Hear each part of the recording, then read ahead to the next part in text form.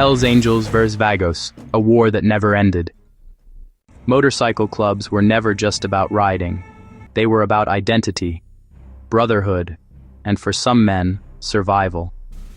From dusty California highways to prison yards and courtrooms, one rivalry has cast a shadow over American biker history for more than half a century. This is the story of the Hells Angels and the Vagos, two clubs born from the same era, but destined for conflict.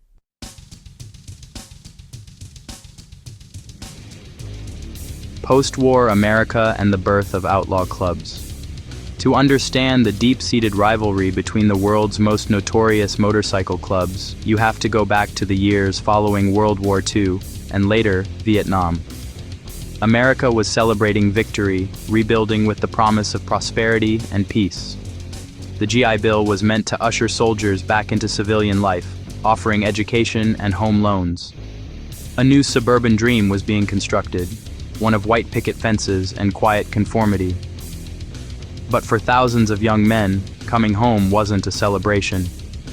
They were changed, profoundly disconnected from the civilian world they had fought to protect. Haunted by the visceral realities of combat, they found themselves adrift in a society that couldn't comprehend their experiences.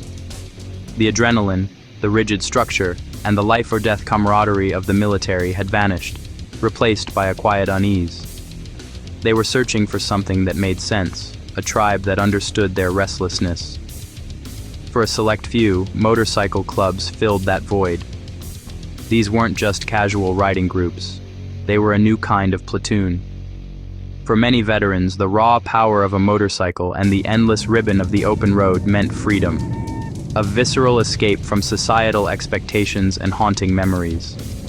The club itself provided a new code, a new mission. It meant loyalty. And the patch, the club's colors, was the ultimate symbol. It meant belonging. This leather-bound crest was more than an emblem. It was a declaration of identity, an unbreakable commitment to a new family, separating the wearer from the mainstream world. Among the most powerful of these emerging clubs was the Hells Angels Motorcycle Club. Formed in California in 1948, they had already established themselves as a dominant and highly organized force by the late 1950s, building a reputation for fierce independence and an uncompromising presence.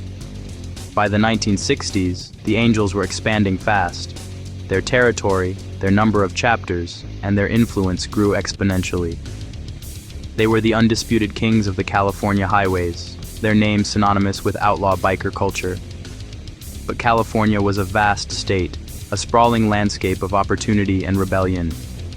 It was big enough for more than one club. And not everyone who craved the brotherhood of the road wanted to answer to the same banner. This fertile ground of discontent and ambition was about to give rise to a new power, setting the stage for a conflict that would define the outlaw world for decades to come. The founding of the Vagos. The mid-1960s were a period of profound cultural upheaval in America. As the counterculture movement gained momentum, motorcycle clubs began to transform from casual riding groups into symbols of rebellion and nonconformity. In the sun-baked, blue-collar landscape of San Bernardino, California, a region known as the Inland Empire, the conditions were ripe for a new kind of brotherhood to emerge. In 1965, a small circle of riders, many of them former servicemen, gathered under the leadership of Rudy Esparza. They were determined to form a club that would carve out its own identity, one that would take a very different path from the clubs that had come before. They called themselves the Vagos Motorcycle Club. The name itself was a declaration of intent. In Spanish, vago translates to vagrant or wanderer, a term often used dismissively by society. By adopting it, they were embracing an identity as outsiders, men who lived by their own code, unbound by the expectations of a 9-to-5 world. Their philosophy was simple. They refused to bow to anyone. This ethos was visually captured in their patch. The Norse god of mischief, Loki, straddling a motorcycle, a powerful symbol of their rebellious and unpredictable nature. From its inception, the club's structure was fiercely democratic and independent. while other emerging clubs of the era often sought legitimacy by aligning themselves with larger, more established organizations. The Vagos prioritized autonomy. They established their own bylaws, elected their own officers, and made decisions as a collective. This emphasis on self-rule became a core tenet, ensuring that every member had a voice and that the club's destiny would remain firmly in its own hands. They chose green as their official color, a stark contrast to the red and white or black and white favored by other prominent clubs. This choice was another deliberate act of separation, a visual statement that they were a distinct entity. In the rigid world of outlaw motorcycle clubs, where colors defined territory and allegiance, wearing green was a bold move. Over time, it would become synonymous not just with the Vagos, but with a unique brand of resistance. At first, the Vagos were just another local club, a familiar sight on the streets of San Bernardino. But their message of independence and brotherhood resonated deeply with a generation of men feeling disenfranchised. They grew fast. The club's reputation spread by word of mouth, attracting new recruits from across Southern California and beyond. This rapid expansion wasn't just about numbers, it was about influence. Each new chapter planted a green flag in new territory.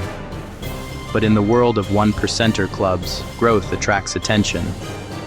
And that attention is rarely friendly. The established clubs, who had long considered the highways of California their exclusive domain, took notice of this fast-growing green tide. The Vagos expansion was seen not as the rise of a new club, but as an encroachment. Their very existence became a challenge to the established order, setting the stage for the inevitable conflicts that would come to define their history. The club born from a desire for independence was now on a collision course with forces that demanded conformity. Early tensions and territorial pressure.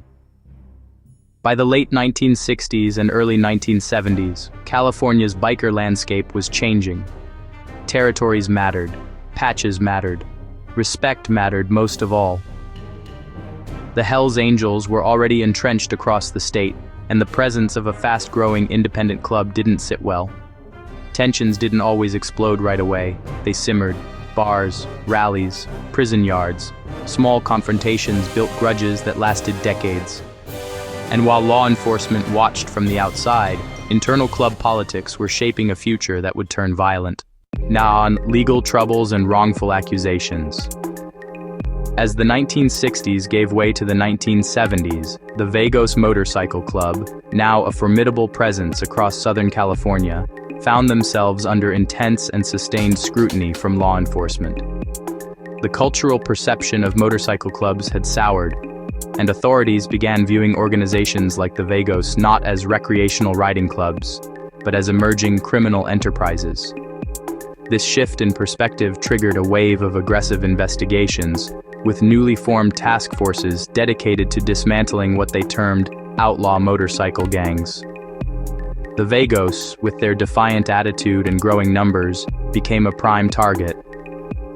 In this heightened climate of suspicion, several members were arrested and accused of a battery of serious crimes, ranging from narcotics trafficking to assault and weapons violations. These high-profile arrests were often presented to the public as major victories in the war on crime.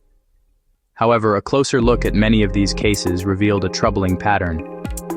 The accusations, which carried the potential for decades-long prison sentences, would later be called into serious question, with defense attorneys pointing to flawed investigative methods and an over-reliance on paid informants whose credibility was dubious at best. Despite the questionable foundations of these cases, the wheels of justice turned slowly. Some Vagos members spent years, even decades, behind bars fighting for their freedom. For them, life was reduced to the confines of a concrete cell, the monotony broken only by legal visits and the fading hope of an appeal. Eventually, a number of these convictions were overturned, and the accused were exonerated. But exoneration doesn't give time back. The years lost are gone forever. Prison changes people. It instills a deep and abiding distrust of authority.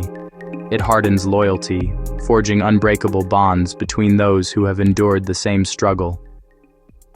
And above all, it fuels a profound and simmering resentment. For the Vagos, these years of legal warfare became a defining chapter in their saga. The wrongful convictions were not seen as isolated mistakes, but as part of their identity, irrefutable proof, in their eyes, that the system was fundamentally stacked against them. This narrative of persecution became a powerful recruiting tool and a cornerstone of their internal culture. And while the club was mired in costly legal battles, their resources and attention diverted to the courtroom, the landscape outside was changing. Rival clubs, facing less concentrated legal pressure, continued expanding their influence, claiming new territory and consolidating their power. The rivalry never cooled. It just went quiet, waiting for the next spark. Infiltration and the ATF's sting. Fast forward to 2001. Law enforcement changed tactics. Instead of watching from a distance, federal agencies moved inside. An informant infiltrated the Vagos, gaining trust and access.